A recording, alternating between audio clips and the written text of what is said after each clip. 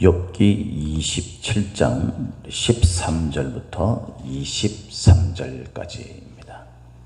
함께 읽겠습니다. 악인이 하나님께 얻을 분깃, 포악자가 전능자에게서 받을 산업은 이것이라.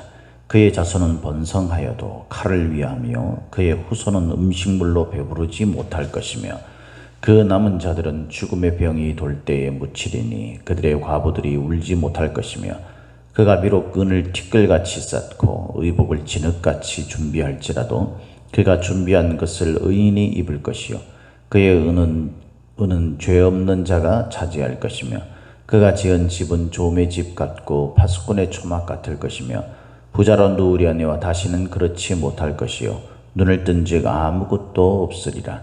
두려움이 물같이 그에게 닥칠 것이요 폭풍이 밤에 그를 앗아갈 것이며 동풍이 그를 들어 올리리니 그는 사라질 것이며 그의 처소에서 그를 몰아내리라. 하나님은 그를 아끼지 아니하시고 던져버릴 것이니 그의 손에서 도망치려고 힘쓰리라.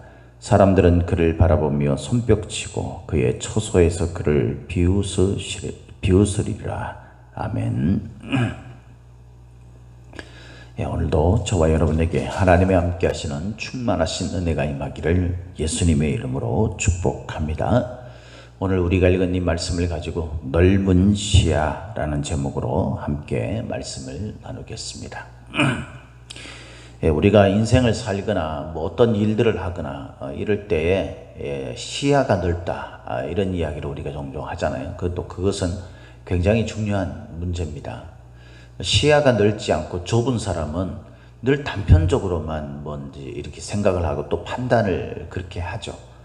근데 시야가 넓은 사람, 이런 사람은 좀 더 멀리 내다보게 되고 또 좀 더 넓게, 폭넓게 생각을 하고 이것저것 이렇게 한눈에 이렇게 탁 볼 수 있기 때문에 넓은 시야를 가지는 것은 굉장히 중요한 문제입니다. 운동선수도 축구를 하는 사람들도 보면은 시야가 넓고 좋다. 그래서 공간을 침투할 수 있는 능력이나 또 이렇게 패스할 수 있는 능력 이런 것들. 또 야구를 할 때도 마찬가지죠. 운동을 할 때도 이 넓은 시야를 가진다라는 것은 굉장히 또 중요한 문제입니다.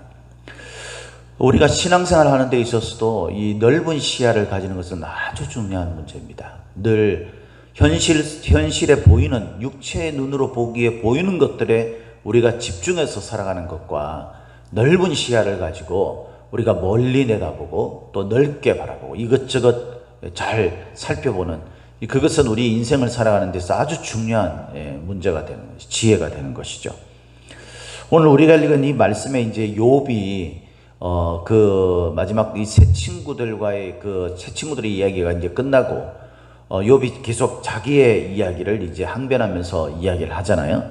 그러면서 이제 너희들이 말한 게 다 옳고 나 또한 그렇게 생각한다라는 것을 말해주는 거예요. 그러니까 악인들은 하나님 앞에 반드시 심판을 받는다라는 거죠.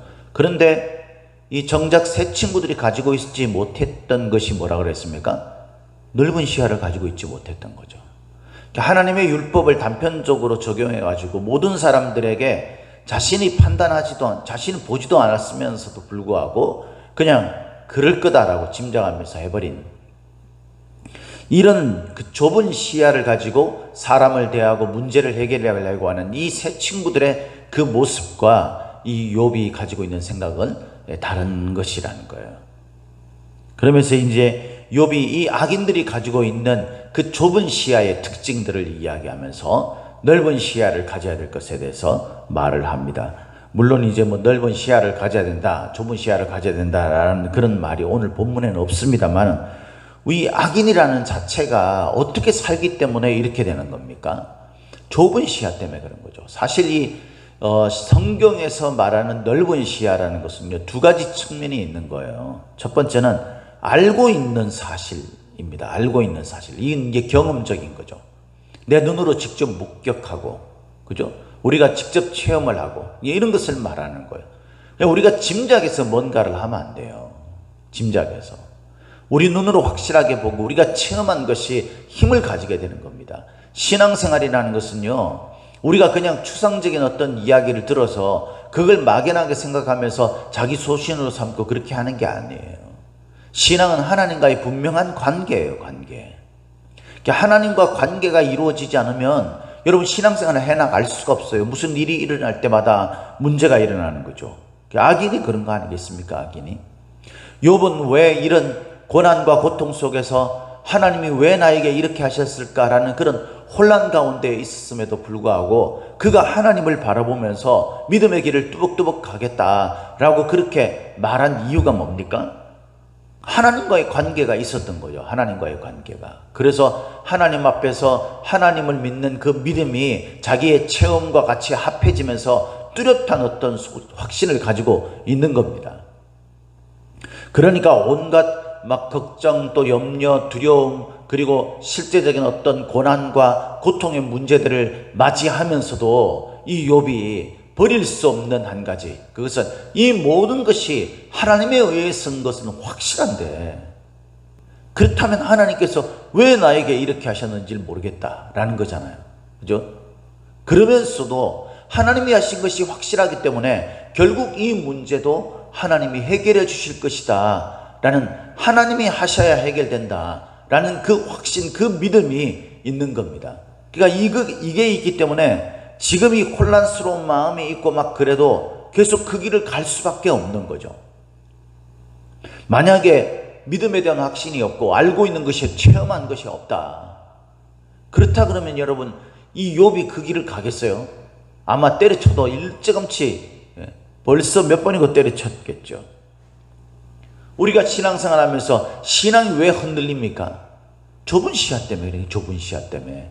늘 현실의 문제를 바라보고 현실 속에서 내가 본 것만 가지고 이 믿음을 자꾸만 규정하려고 하니까 그런 겁니다. 믿음은 그게 아니고요, 현실 속에 일어나는 일들, 그것들은 그냥 단편적인 것에 불과한 거예요. 믿음은 살아계신 하나님이 천지를 창조하시고 지금도 운영해 나가시고 결국 심판하실 것이다라는 데 대한 확신, 그것을 하나님과의 관계를 통해서 구체적으로 내가 마음 가운데, 생각 가운데 분명히 인지하게 되는 그것을 말하는 겁니다. 그게 신앙의 넓은 시야인 거죠. 그래서 첫 번째는 직접 체험하거나 어떤 관계를 통해서 알고 있어야 됩니다. 그리고 뭡니까? 믿음이 있어야 되는 거죠. 믿음. 제가 아이들을 키우다 보면, 저도 어렸을 때도 마찬가지고요, 또 제가 목회자가 되어서 성도들을 보면 뻔한 거짓말을 하는 사람들이 있어요. 뻔한 거짓말, 눈에 뻔히 우리가 이 사실을 다 알고 있는 거죠. 그런데도 그 앞에서 이렇게 위기만 모면해 보려고 그렇게 거짓말을 합니다. 그러다 보면은 일이 더 꼬이게 되죠. 실타래가 더 얽히게 됩니다. 그게 자꾸 좁은 시각, 지금 내 눈에 보이는 것만 어떻게 당장 위기를 모면해 보려고 그렇게 처리를 했기 때문인 거죠. 과거에 제가 정말 하나님 앞에서 심판받고 고난 가운데 그렇게 그 문제를 해결해 나간 그런 상황들이 다 그것 때문이었어요. 그 때문에. 욥은 악인이 어떻게 될 것인가에 대한 믿음의 확신을 가지고 있다라고 말합니다. 악인은 분명히 하나님 앞에서 심판을 받게 된다는 것을 쭉 열거하는 거예요. 사실 오늘 우리가 읽은 이 말씀은요, 욥기서의 세 친구들이 끊임없이 이야기했던 거예요. 그걸 욥이 나는 그런데 이 악인이 아니다라는 걸 이야기했는데 계속 이 헛도는 이야기만 했죠. 이 세 친구들은 악인들이 이런 심판을 받기 때문에, 그래서 네가 바로 그 악인이기 때문에 그런 심판을 받는 거 아니냐 이거고, 이 욥은 아니다, 너희들 눈으로 나를 봤냐? 난 그런 적이 없다 라는 이야기. 그러니까 이게 안 맞는 거예요. 그 욥이 이제 세 친구의 이야기가 끝나고 난 다음에 그것을 이야기하는 겁니다. 너희들이 말한 그 악인의 결말, 그걸 나도 안다 라는 거죠. 악인은 맞다, 하나님께서 이 악인에게 줄 분깃, 그 분깃이라는 것은 유산 같은 거잖아요. 그 하나님이 이 악인에게 물려줄 것, 악인에게 줄 것, 그것은 바로 심판밖에 없다라는 거예요. 그래서 그의 자손은 번성하여도라는 것은 뭡니까? 현실적으로 당장 눈앞에는 잘 돼 보이는 것 같아도 라는 거예요. 아무 걱정이 없고 하고 싶은 거 다 하고. 뭐 없어가지고 우리는 정말 믿음대로 살려고 뭐 그렇게 저 같은 경우는 목회자로 살려고 하다 보면은요, 이 돈 문제랑은 좀 많이 거리가 멀게 되지 않습니까? 예, 그러다 보면 뭘 해주고 싶어도 자녀들에게 못 해줄 때가 있어요. 예. 그때 여러분 세상적 마음을 가진 건 뭡니까? 내가 무슨 짓을 저지르더라도 이 자녀들을 위해서 내가 뭘 한다. 저도 아버지이기 때문에 똑같은 마음을 가져요. 그러나 우리가 해야 될 것이 있고 하지 말아야 될 것이 있는 거죠, 분명히. 우리가 넓은 믿음의 시야를 가지고 있으면은 그걸 분명히 내가 먼저 인지하고 내가 그렇게 살면서 우리 자녀들에게도 그것을 가르치는 거예요. 그런데 악인들은 그렇지 않습니다. 그래서 우선 당장은요, 내가 막 온갖 짓을 다 해서 하나님을 섬기고 하나님의 믿음 생활 그냥 대충 하면서 내가 세상에서 열심히 돈 벌어가 자식들에게 다 쏟아부으면서 그렇게 해도 어떻게 해요? 나중에 하나님은 반드시 심판하신다라는 거예요. 그러니까 우리 눈앞에 당장 번성해 보이는 좁은 시야를 가지고 바라보지 말고 좀 넓은 시야를 가지고 그가 결국 어떻게 될 것이냐. 후손은 음식물로 배부르지 못할 겁니다. 지금은 먹을 것이 차고 넘칠지 모르지만, 그래서 뒤에 그렇게 이야기하잖아요. 은은 티끌같이 쌓고 의복을 진흙같이 준비할지라도, 이 티끌같이 뭐 진흙같이 이런 것은 두 가지 의미가 있는 거죠, 사실. 이게 뭡니까? 많다, 굉장히 많다라는 거예요. 그러면서 또 한편으로는 뭡니까? 티끌이나 진흙은요, 더럽고 가치가 없다라는 것을 말하는. 그러니까 이것들이 좁은 시야로 바라볼 때는요, 이 하나님의 믿음의 눈으로 바라볼 때에 별로 의미 없고 가치 없고 썩어 없어질 것이고 이런 것인데, 그런데 좁은 시야로 바라보면 그게 자기를 구해줄 것 같고 그게 다인 것 같은 거죠. 그래서 어떻게든 나도 마련하고 내 자녀들에게도 그것을 물려주려고 합니다. 그러나 믿음의 넓은 시야를 가지고 있는 사람은 그것이 결국 어떻게 합니까? 준비할지라도 그가 준비한 것은 의인이 입을 것이요.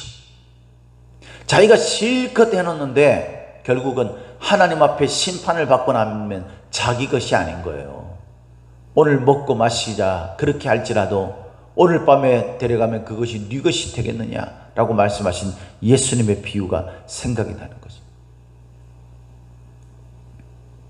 사랑하는 성도 여러분, 이 악인들이 지금 당장 눈앞에 보이는 것들로 자기가 떵떵거리면서 약한 사람들을 업신여기고, 무슨 뭐 자기는 대단한 레벨에 있는 사람들처럼 그렇게 살면서 레벨을 구분하고 그렇게 살아가는 사람들이 있죠. 사회적으로도 이슈가 되고, 뭐 강남 무슨 빌딩 무슨 아파트에 사는 사람들은 뭐 자기들만의 세계가 있다고 그러잖아요.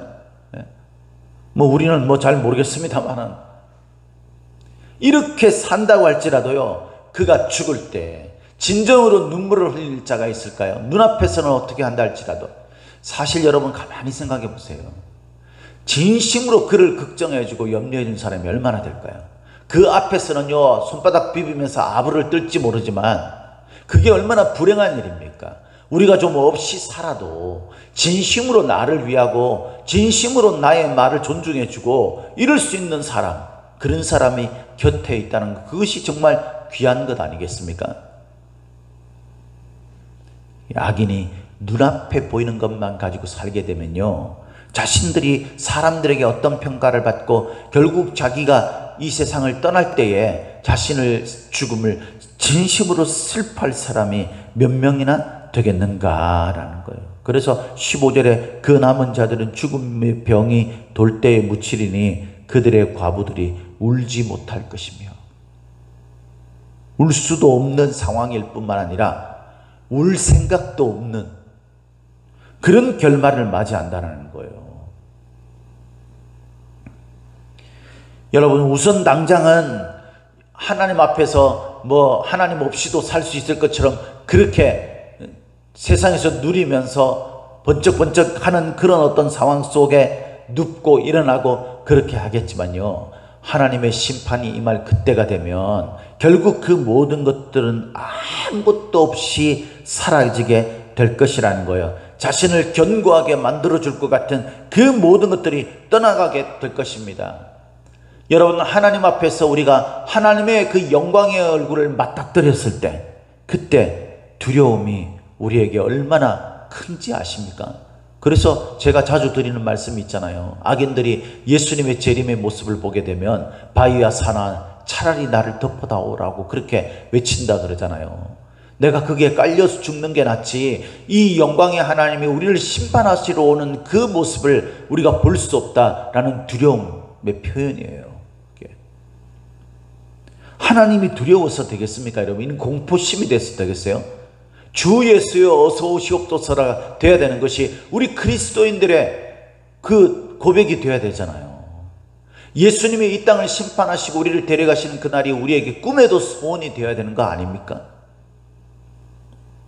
믿음의 넓은 시야가 있는, 믿음의 확신이 있고 우리가 알고 있는 그런 사람은요, 우선 뻔한 그런 눈속임 하듯이 신앙생활 하지 않습니다. 여러분, 우리가 뻔한 거짓말로 우리의 삶을 살려고 하잖아요. 참된 진리를 붙들고 살려고 하죠. 사람들은 그를 바라보며 손뼉치고 그의 처소에서 그를 비웃으리라. 이런 우리가 사람들로부터의 관계가 돼서 되겠습니까, 여러분? 사랑하는 성도 여러분, 넓은 시야는요, 우리의 믿음이 확실할 때 일어나는 거예요. 욥은 내가 그런 믿음을 가지고 있다. 그런데 지금 현실적으로 내가 이런 정작 이런 고통을 겪다 보니까 내 마음에 혼란스러움이 있다. 하나님은 분명히 살아계시고, 그런데 왜 나에게 이런 고난, 악인들이 받을 심판을 받는 것처럼 이런 상황 속에 빠지게 하는지 이해할 수 없다. 그러면서도 믿음의 사람은 넓은 시야로 하나님만 바라보고 있는 겁니다. 그래서 그 하나님을 향해서 나아가고 있는 거예요. 결국 욥이 하나님을 찬양하게 되잖아요. 하나님께서 이 욥이 인내하면서 그 혼란스러움 속에서도 하나님만 바라보고 내가 한 걸음 한 걸음 뚜벅뚜벅 걸어가겠다. 입으로 불평하고 마음의 혼란스러움으로 고통스러움을 호소하면서도 우리가 정말 믿음의 확신을 가지고요, 하나님께서 우리에게 약속하신 것을 우리가 체험과 경험을 통해서 알고 있는 사실이라고 우리가 분명히 믿는다면, 우리의 인생의 삶을 바라보고 우리가 지금 현재 겪는 이 문제들, 우리 눈에 보이는 어떤 것들은 좁은 시야로 바라보는 것이 아니라 넓은 시야로 보게 될 것입니다. 넓은 시야에는 하나님이 천지 만물을 운영하시는 그 모습을 보게 될 거예요. 결국 그래서 우리는 이러나 저러나, 좋을 때나 나쁠 때나 기쁠 때나 슬플 때나 하나님만 바라보고 하나님만 의지하면서 혼란을 호소하고 하나님 앞에 때로는 불평을 쏟아낸다 할지라도 하나님밖에는 답이 없다 라는 이 믿음 가지고 살아가게 되는 줄 믿으시기를 바랍니다. 사랑하는 성도 여러분, 오늘도 저와 여러분들의 좁은 시야를 좀 떠서, 우리의 영적인 눈을 떠서 넓은 시야로 우리의 인생의 앞길을 바라보고 우리가 부딪히는 현실의 모든 문제를 바라보는 저와 여러분이 되시기를 예수님의 이름으로 축복합니다. 축복합니다.